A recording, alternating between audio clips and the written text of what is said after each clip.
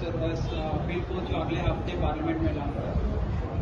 सबसे पहली बात तो यह है कि जब पार्लियामेंट सेशन में है तो सेंट्रल गवर्नमेंट जो है पार्लियामेंट्री सुप्रीमेसी और प्रिविलेजेस के खिलाफ ये काम करते हुए मीडिया को इन्फॉर्म कर रही है और पार्लियामेंट को इन्फॉर्म नहीं कर रही है।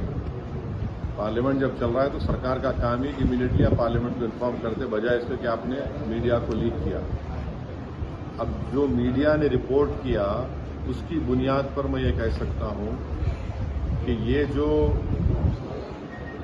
प्रपोज अमेंडमेंट से जो मीडिया में जो लिखा गया है वो इस बात को बताता है कि मोदी हुकूमत वक्फ बोर्ड की ऑटोनॉमी को छीनना चाहती है और वो इंटरफेयर करना चाहती है वाकिफ के मंशे के खिलाफ कि किस तरह से उस वक्फ की प्रॉपर्टी को चलाया जाए और ये खुद फ्रीडम ऑफ रिलीजन के खिलाफ है, नंबर 1। दूसरी बात यह है कि बीजेपी शुरू से वक्फ बोर्ड्स और वक्फ की प्रॉपर्टीज के खिलाफ रही है और इनका एक हिंदुत्व का एजेंडा है, आरएसएस का एजेंडा है कि वो शुरू से वक्फ प्रॉपर्टीज को और वक्फ बोर्ड को खत्म करने की कोशिशें करती रही है।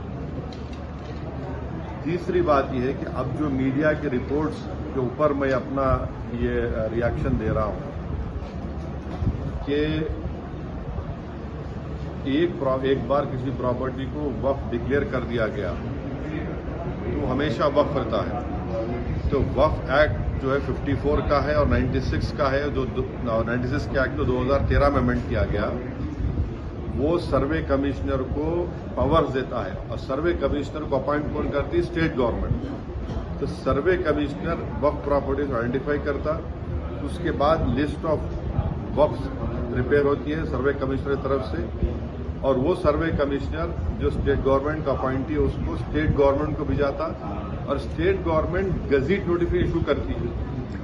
तो गजीट नोटिफिकेशन खुद एक ऑफिशियल एक्ट है और अगर गजीट नोटिफिकेशन 1 साल तक चैलेंज नहीं होती तो वो फाइनल हो जाती है और नेचर ऑफ वक्फ हो जाता है।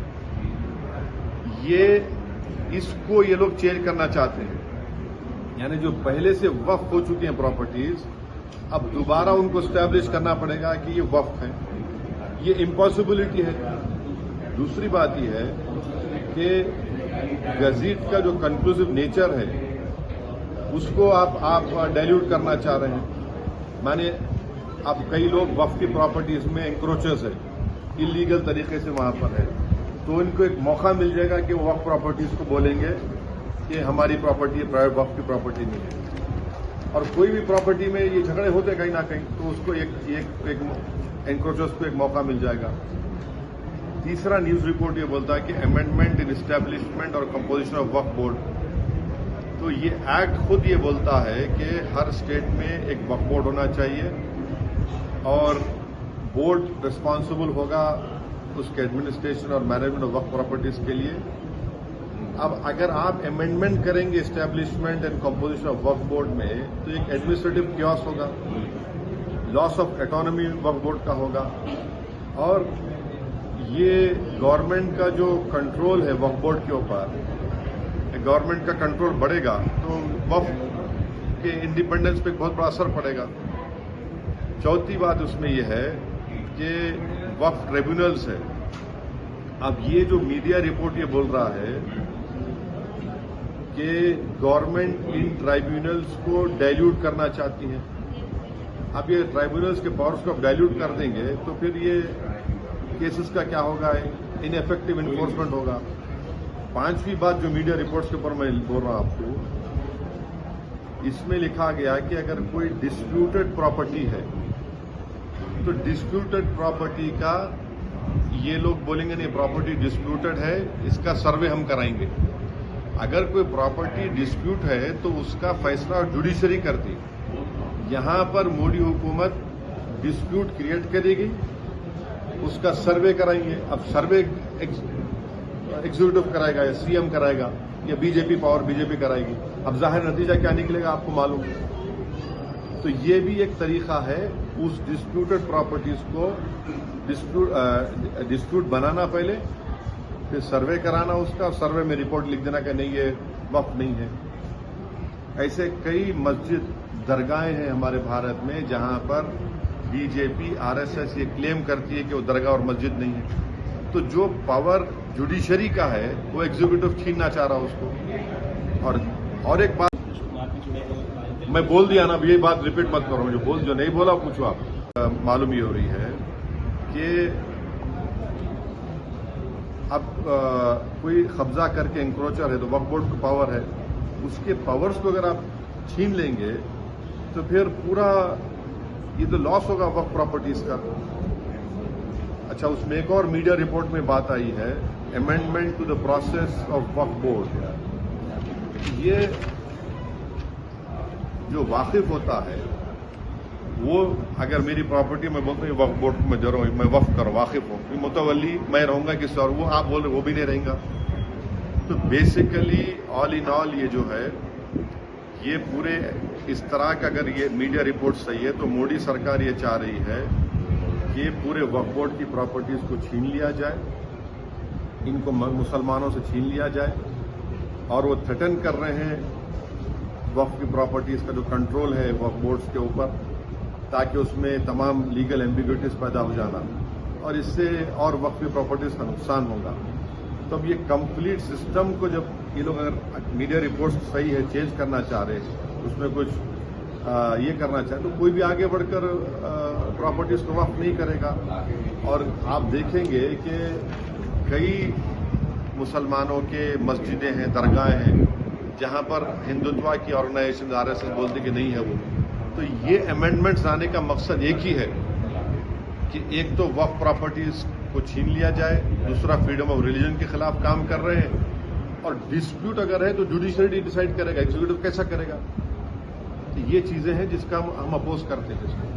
Sir, enhance inclusivity of by ensuring women's representation on the Central Waqf Council and the state boards. How do you see this?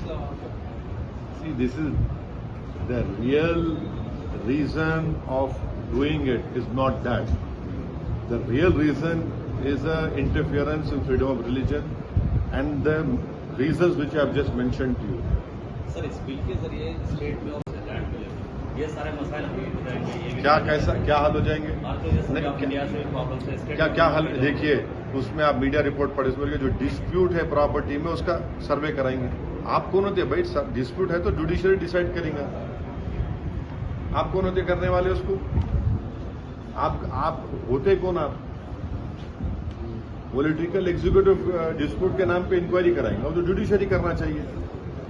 मकसद एक ही है कि वक्फ प्रॉपर्टीज को मुसलमानों से छीन लिया जाए। ये इनका जो शुरू से आरएसएस कोशिश कर रही है, इनका है। आरएसएस बोलती आ रही 70 साल से, बीजेपी उससे पहले जनसंघ बोलती आ रही। तो ये तो डायरेक्ट सोचना पड़ेगा, ये जो अलाइज है बीजेपी के, क्या वो मुसलमानों के वक्फ प्रॉपर्टीज को छीनना चाहेंगे? जो पॉलिटिकल पार्टीज बीजेपी को सपोर्ट कर रही है इनको सोचना चाहिए। क्या होगा बिहार में? इमारत शरिया की जो जायदादें छीन लेंगे क्या? आंध्र प्रदेश में वक्फ प्रॉपर्टीज है, क्या करेंगे? छीन लेंगे क्या वो लोग? ये तो उनको सोचना चाहिए, लोग जो सपोर्ट कर रहे हैं बीजेपी को।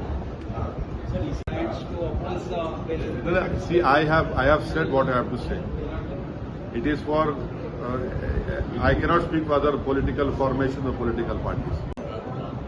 नहीं, ये हमारे MLAs अकबरुद्दीन ओवैसी साहब की लीडरशिप में हमारी पार्टी शुरू से कह रही थी कि हैदराबाद, साइबराबाद और रच्चाकोंडा एक बहुत बड़ा एरिया है, और यहाँ पर बिजनेस एक्टिविटी होनी चाहिए, और गवर्नमेंट एक फिक्स टाइम दे दे और लीगली करे। हम वेलकम करते जो डिसीजन चीफ मिनिस्टर लिए MIM के रिप्रेजेंटेशन के ऊपर।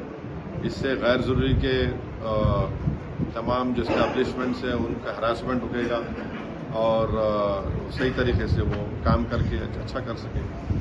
चलिए।